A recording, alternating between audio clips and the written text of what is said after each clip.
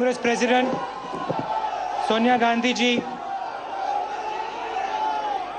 Pradhan Mantri Dr. Manmohan Singh ji, members of the Congress Working Committee, PCC presidents and chief ministers of states and Rajasthan, AICC members, delegates of the Chintan Shivir, friends, I'd like to welcome all of you here and thank you so much for all the support you have shown me. There are a lot of our workers who are not here today. I would like to also thank them for the work they do, for the blood and sweat that they give this party. Before I begin, I would like to state that this is a huge honor for me. Over the last 8 years, this party has taught me a tremendous amount. I have learned from the senior leaders and the youngsters of this party, and I want to thank all of you. Thank all of you with the bottom of my heart for all the help and direction you have given me.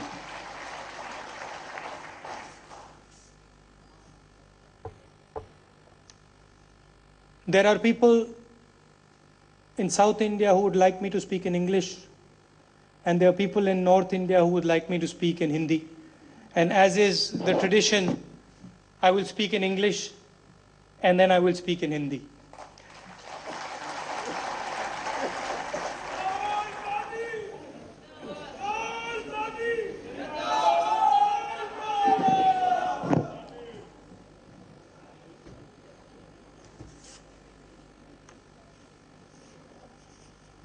In 1947, India was liberated, not by arms, but by unleashing the voice of our people. Other countries fought violently, other countries fought with weapons, other countries fought with death. India fought with non-violence and with voice. Everybody told us that it cannot be done. Everybody told us that if you want to get rid of the British, you have to use violence. And the Congress party said, no, we are not going to use violence. We are going to use non-violence. And we defeated the biggest empire of its time. And we sent them home. This was the energy behind our freedom movement. Voices. Millions and millions of our voices. Gandhiji's successors, led by Jawaharlal Nehru, freed the voice of every Indian by ensuring that democracy became the bedrock of our constitution. Relentlessly championing the voice of every Indian will always be the essence of the Congress party. And not an Indian of one caste or one religion. I would like to repeat it. Every single Indian is going to be supported by the Congress party. No matter where he is, no matter who he is, if he is Indian, we work for him. Let's look at the last 60 years of India's successes. They have all come when we gave our people voice. The Green Revolution restored the voice of the farmer. Bank nationalization restored the voice of the poor in the market for credit. The IT and telecom revolution literally gave people voice, millions of people voice. And if you have a cell phone in your pocket today, it is a result of that revolution. And it's an honor that Manmohan Singh ji is sitting here because he spearheaded another revolution. In 1991, he unleashed the voice of thousands in the field of entrepreneurship and changed this country forever. The UPA government has followed Gandhiji's model. It has created platforms for those denied their voice in the political system. For the first time in our history, our people have been guaranteed their basic rights, social and economic rights. The food bill will ensure that no mother sees her child go hungry at night. The RTI allows every single Indian to personally take on the battle against corruption. Manrega has given millions of Indians pride in their work. And the right to education enables every child to aspire to greatness. All of these radical innovations were possible only because of the growth provided by the Congress Party and the UPA. But there are many challenges ahead. The voices of 1 billion Indians are today telling us that they want a greater say in government, in politics and administration. They are telling us that the course of their lives cannot be decided by a handful of people behind closed doors who are not fully accountable to them. They are telling us that India's governmental system is stuck in the past. It has become a system that robs people of their voice, a system that disempowers instead of empowering. But why are we in this situation? Why is it, I ask you, that our ministries do the work of panchayats? Why does the Supreme Court handle the load of the lower houses of justice? Why does the chief minister need to appoint a teacher? Why are vice chancellors chosen by people who are far removed from the education system? No matter what state you look at, no matter which political party you look at, why do a handful of people control the entire political space?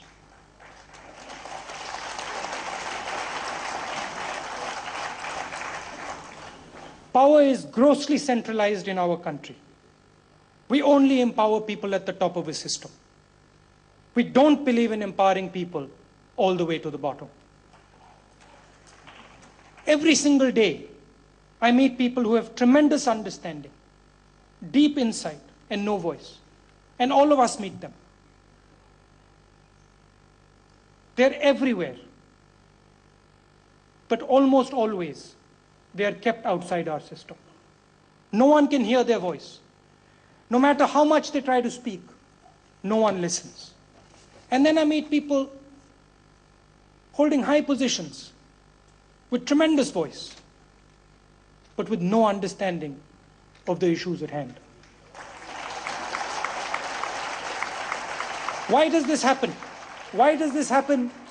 It happens because we don't respect knowledge. We respect position. And it doesn't matter how much wisdom you have. If you do not have a position, you mean nothing.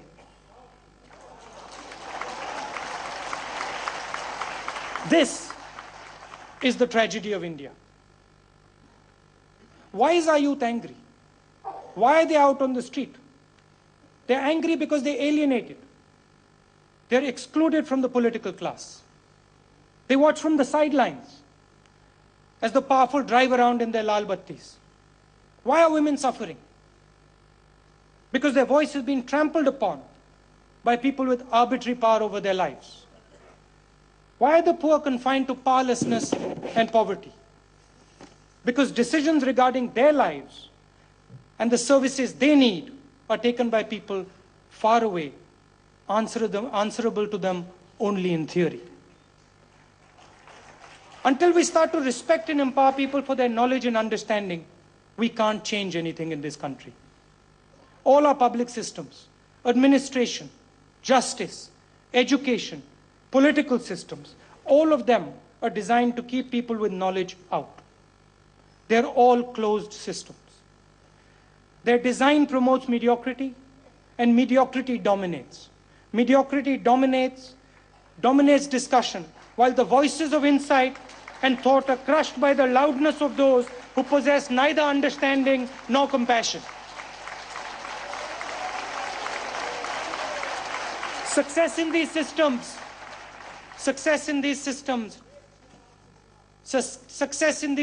does not come through building. It comes by excluding. It comes not by pushing people forward, but by holding people back. Every day, initiative is killed to maintain the status quo. We do not praise our colleagues or look at their strengths. And all of us, every single one of us does it. We won't praise other people. We'll ask them, Bhaiya, what is your weakness? We only look at ways to neutralize them. And every single day, all of us are faced with the hypocrisy of this system. We all see it. Sabko dikhta hai. And then we pretend that it's not there. We pretend it's not there. People who are corrupt stand up and talk about eradicating corruption.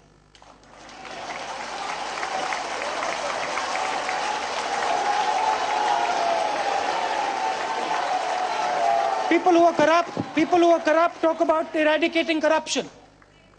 And then people who disrespect women every day over their life talk about women's rights. Until we start to respect and empower people for their knowledge, for their understanding, we are never going to change this country. We need the Aam Aadmi to participate in our politics, because even as I speak, their future is being decided in closed rooms. There is a young and impatient India, and it is demanding a greater voice in the nation's future. Let me tell you that they are not going to watch silently. They are not going to watch silently. Our priorities are clear.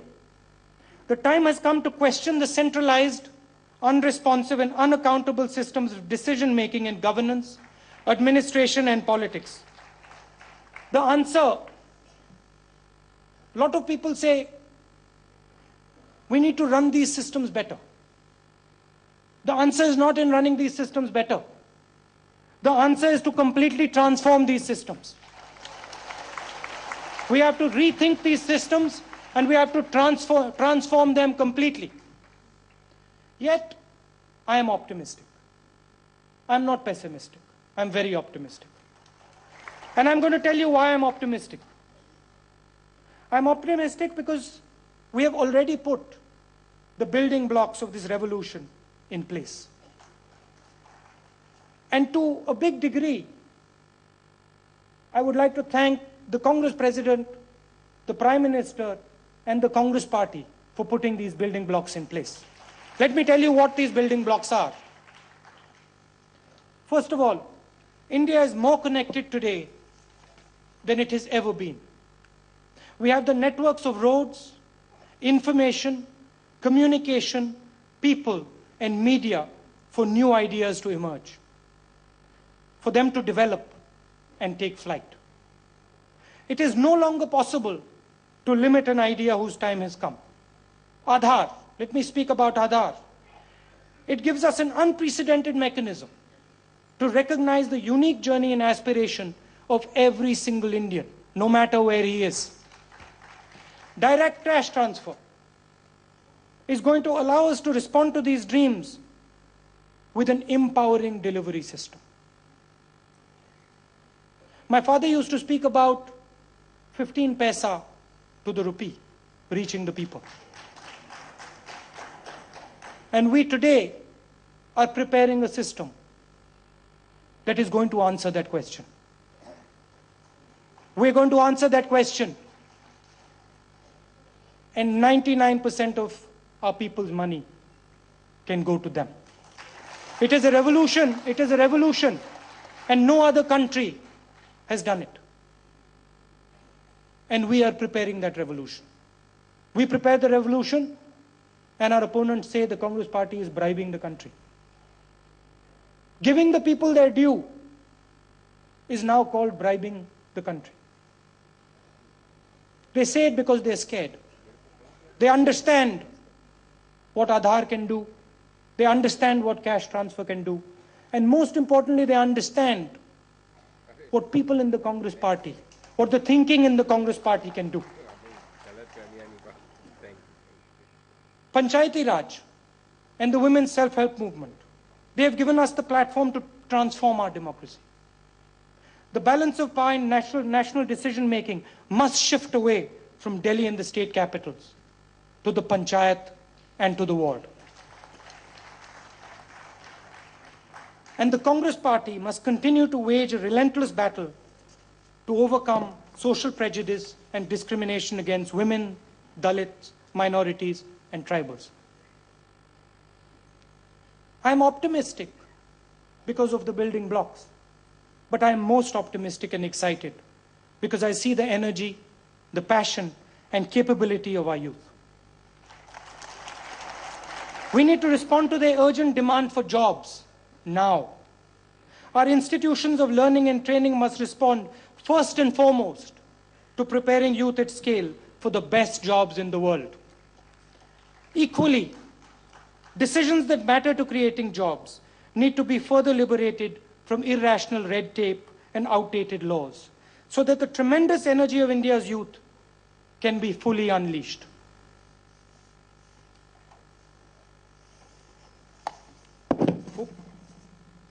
अब मैं थोड़ा हिंदी में संगठन के बारे में बोलना चाहता हूं। आपने मुझे ये बहुत बड़ी जिम्मेदारी दी है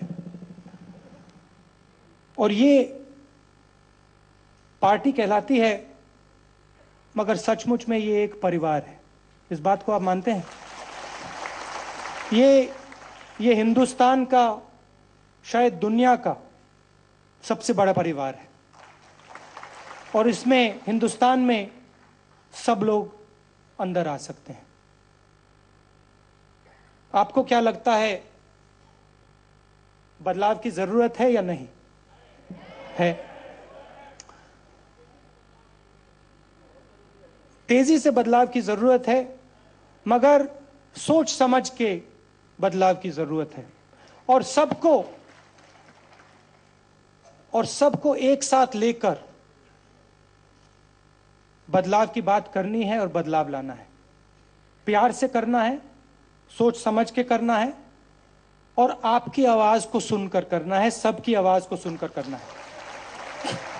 मैं पहले यूथ कांग्रेस का प्रेसिडेंट का जनरल सेक्रेटरी हुआ करता था, एनएसयूआई का जनरल सेक्रेटरी हुआ करता था। अब मैं कांग्रेस पार्टी में वाइस प्रेसिडेंट हूं।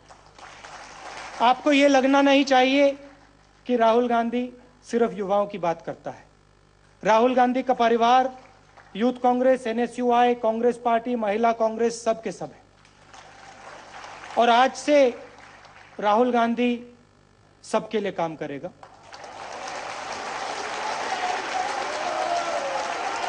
और सबको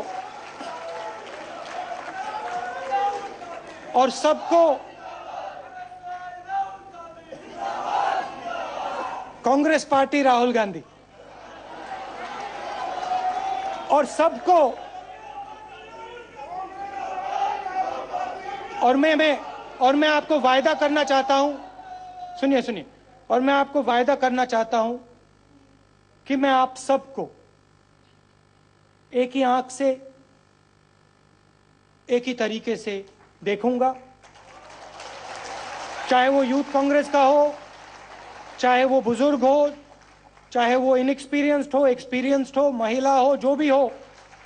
जो आप कहेंगे मैं उसे सुनूंगा और समझने की कोशिश करूंगा। राजनीति में मैं अब 8-9 साल से हूं और मैं एक बात समझा हूं, काम करना है, सोच समझ के करना है, गहराई से करना है और जल्दी से नहीं करना है। बदलाव हो तो लंबे तौर पे हो और गहराई से हो। एक दो चीजें मैं आपसे कहना चाहता हूं। बदलाव की बात आपने कही, नियम और कानून की बात मैं कहना चाहता हूं। कांग्रेस पार्टी एक ऐसा संगठन है, दुनिया का सबसे बड़ा राजनीतिक संगठन है, मगर इसमें नियम और कानून नहीं चलते हैं। शायद एक भी नियम और कानून इस पार्टी में नहीं। हम हर 2 मिनट नए नियम बनाते हैं, पुराने नियम को दबा देते हैं और यहां शायद किसी को भी नहीं मालूम कांग्रेस पार्टी के नियम क्या है।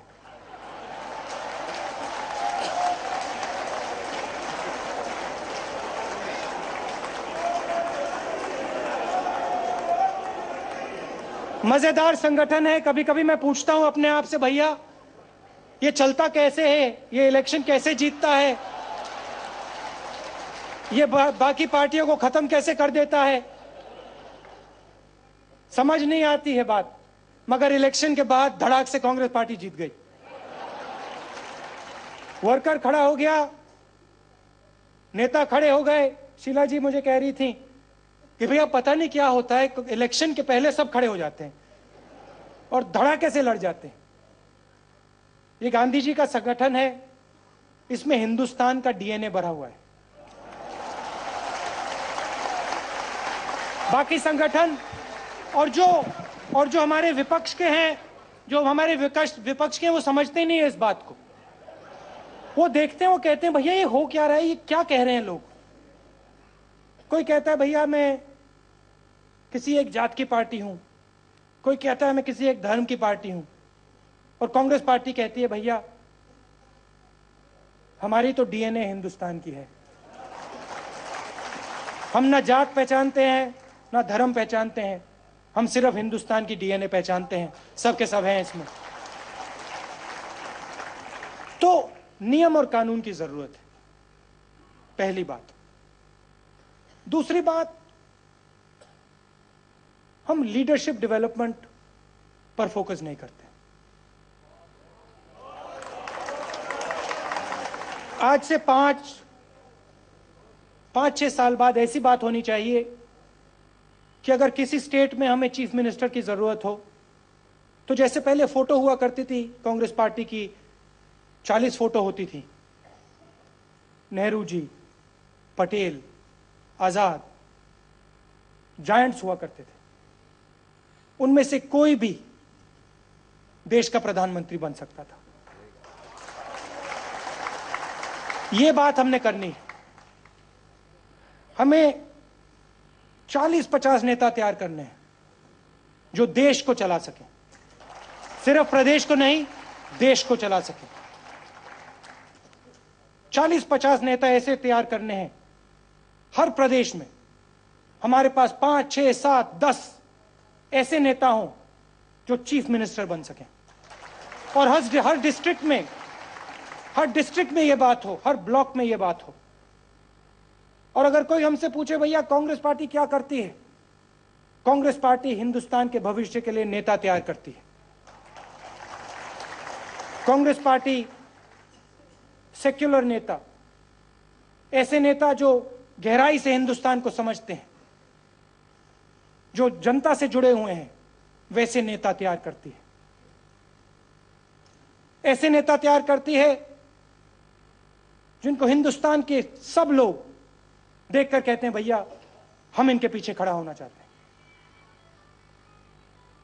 तो लीडरशिप डेवलपमेंट की जरूरत है, और इसके लिए ढांचे की जरूरत है, सिस्टम की जरूरत है, इंफॉर्मेशन की जरूरत है।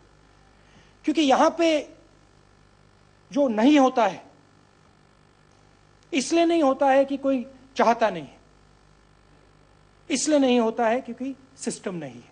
और सिस्टम बनाया जा सकता है, और इस सिस्टम को आप लोग बनाओगे और आप लोग चलाओगे।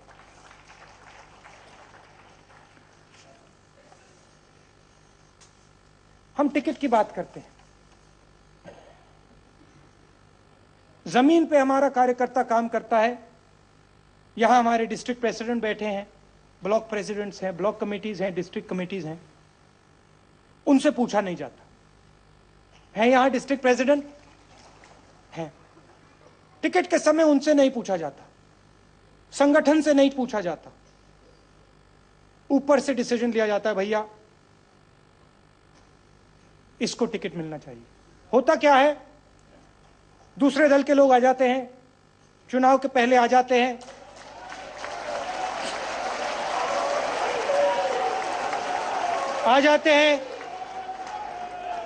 नहीं सुनो, आ जाते हैं, चुनाव हार जाते हैं और फिर चले जाते हैं।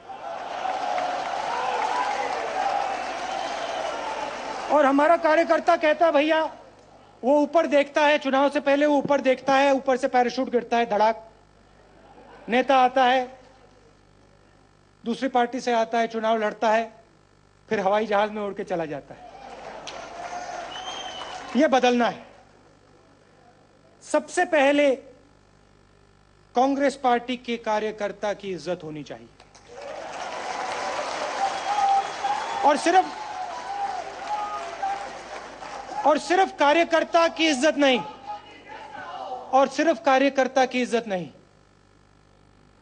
नेताओं की इज्जत।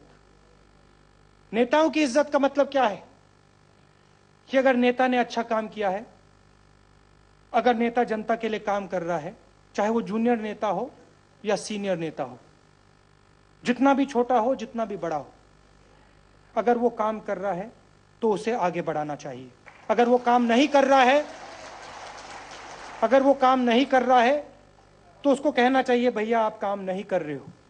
और अगर 2-3 बार कहने के बाद काम नहीं किया तो फिर दूसरे को चांस देना चाहिए।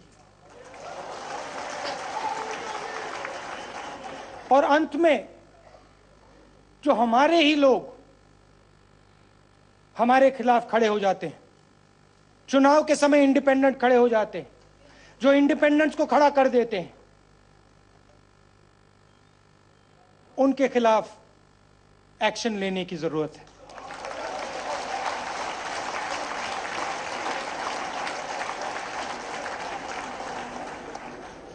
आप सब ये चीजें जानते हैं, मैं भी जानता हूं, सब लोग जानते हैं, कमी इंप्लीमेंटेशन में है। और हम इंप्लीमेंटेशन अगर मिल के करेंगे, यहां पे ज्ञान है, जानकारी है, हम ये काम कर सकते हैं। और जिस दिन हमने ये काम कर दिया, हमारे सामने कोई नहीं खड़ा रह पाएगा। जिस दिन जनता की आवाज कांग्रेस पार्टी के अंदर गूंजने लगी, आज गूंजती है, बाकियों से ज्यादा गूंजती है, मगर जिस दिन गहराई से गूंजने लगे, जिस दिन पंचायत वार्ड के लोग यहां आज के बैठ जाएं, उस दिन हमें कोई नहीं हरा पाएगा। और होगा क्या कि जो आज हमारे अंदर कभी कभी गुस्सा आता है, दुख होता है, फ्रस्ट्रेशन आती है, वो कम हो जाएगा। मुस्कुराहटें आ जाएंगी, लोग कहेंगे भैया मजा आ रहा है, अब जाते हैं विपक्षी पार्टियों को हराते हैं, मजे से लड़ेंगे, मजे से जीतेंगे। मैं पिछले 8 साल से ये काम कर रहा हूं, और मैंने आपसे कहा कि आपने मुझे सिखाया है। सीनियर नेता बैठे हैं, कल मैंने ओला जी का भाषण सुना, कितनी गहरी बात बोली उन्होंने, और युवा भी बैठे थे और उन्होंने भी गहरी बात बोली। चिदम्बरम जी थे, एंटनी जी थे, उन्होंने गहरी बात बोली। यहां पे कैपेबिलिटी की कोई कमी नहीं है, गहराई की कोई कमी नहीं है। और जिस प्रकार ये पार्टी सोचती है, जितनी डेप्थ इस पार्टी में है, कहीं और नहीं है। पार्लियामेंट में दिखता है, सब जगह दिखता है। और मैं आपको ये बताना चाहता हूं कि मैं सब कुछ नहीं जानता हूं। दुनिया में ऐसा कोई व्यक्ति नहीं है जो सब कुछ जानता है। मगर अगर आपसे पूछा, कांग्रेस पार्टी में करोड़ों लोग हैं, कहीं ना कहीं जानकारी जरूर है। मैं आपसे यह कहना चाहता हूं कि मैं उस जानकारी को ढूंढूंगा। सीनियर नेताओं से पूछूंगा, शीला जी बैठी हैं, गहलोत जी बैठे हैं, अलवी जी बैठे हैं, बहुत सारे, सबके नाम नहीं ले सकता हूं, मगर मैं आप सबसे पूछूंगा और आपसे सीखूंगा, क्योंकि इस पार्टी का इतिहास आपके अंदर है, इस पार्टी की सोच आपके अंदर है, और मैं सिर्फ आपकी आवाज को आगे बढ़ाऊंगा। जो सुनाई देगा वो मैं आगे बढ़ाऊंगा। और फेयरनेस की बात होती है, कल मैंने मीटिंग में कहा कि कचहरी में 2 लोग होते हैं, लॉयर होता है, जज होता है। मैं जज का काम करूंगा, लॉयर का काम नहीं करूंगा।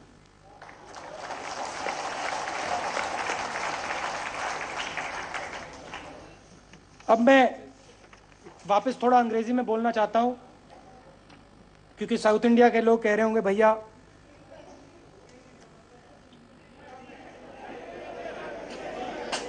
भैया अंग्रेजी तो आप ही समझते हो, तमिल तो मैं बोल नहीं सकता, तो थोड़ा मैं आपको अब इमोशनल बात कहना चाहता हूं, दिल की बात कहना चाहता हूं।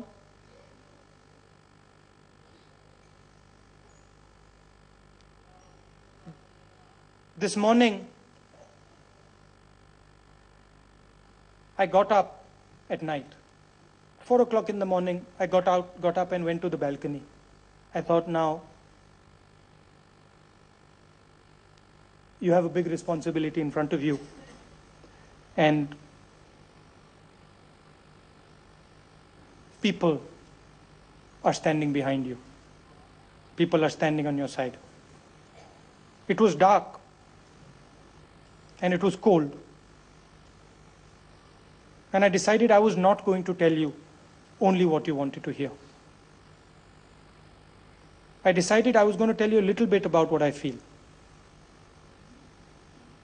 I want to tell you about hope. And I also want to tell you about power. When I was a little boy, I loved to play badminton.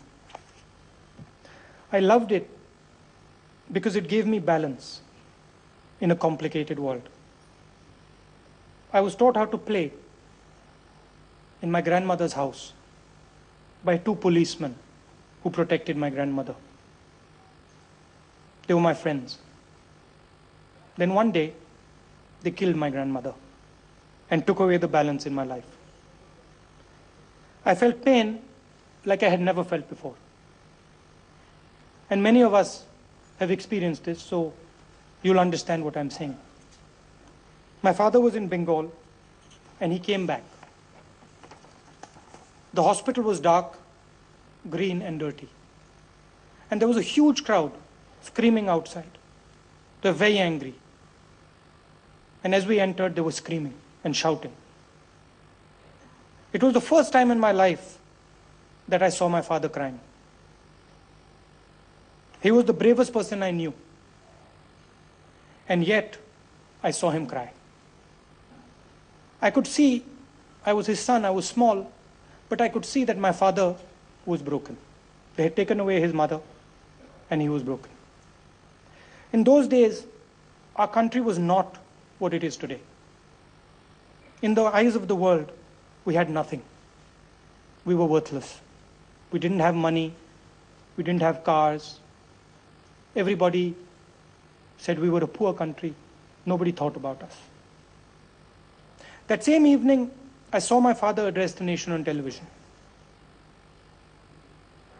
I knew, like me, that he was broken inside. I knew, like me, he was terrified of what lay in front of him. Then as he spoke on that dark night, I felt a small glimmer of hope. It was like a small ray of light in a dark sky.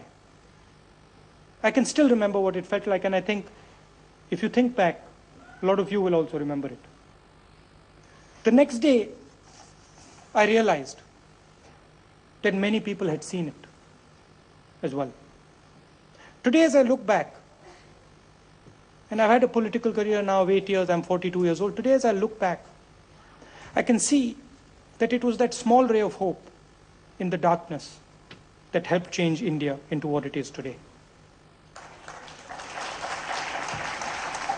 Without hope, you cannot achieve anything. You can have plans, you can have ideas, but unless you have hope, you cannot change things. You cannot move things the size of India. Now I want to talk to you about power. Last night, every single one of you congratulated me. Many of you came, hugged me, and congratulated me. Everybody congratulated me. But last night, my mother came to my room. And she sat with me, and she cried. Why did she cry?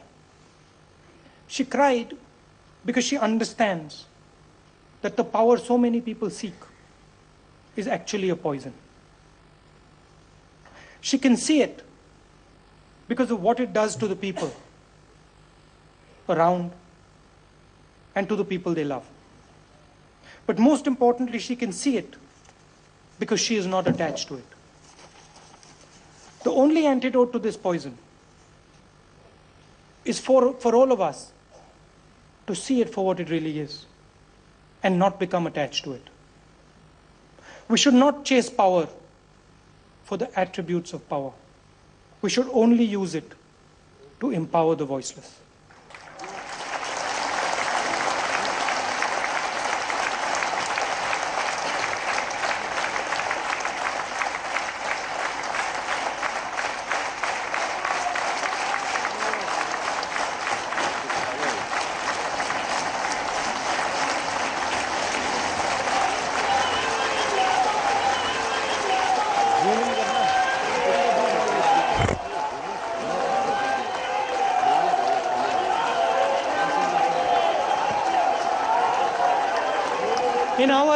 In our work,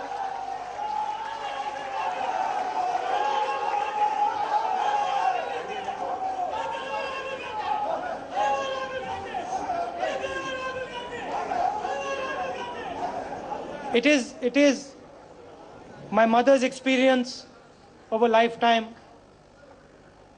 It is my experience of 8 years, and I'm sure many of you here who deal with power every day understand what I'm saying and realize the positive and the negative. And we mustn't forget that there is negative and that you have to be very careful when you administer power and when you use power. Today, India is not like it was in 1984. We are no longer worthless. We are no longer seen as worthless. Today, the entire world is courting us. Today, we're the future. And as I said before, nations are not built on schemes and plans.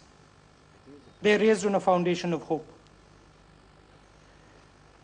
I'm standing here because I believe that the Congress Party is a symbol of this hope and has a potential to embody it. I'd like to end again by saying that for me, the Congress Party is now my life.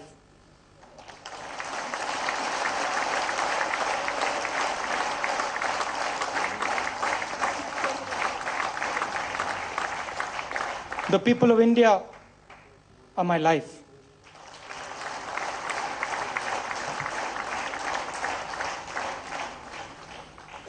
And I will fight for the people of India and for this party.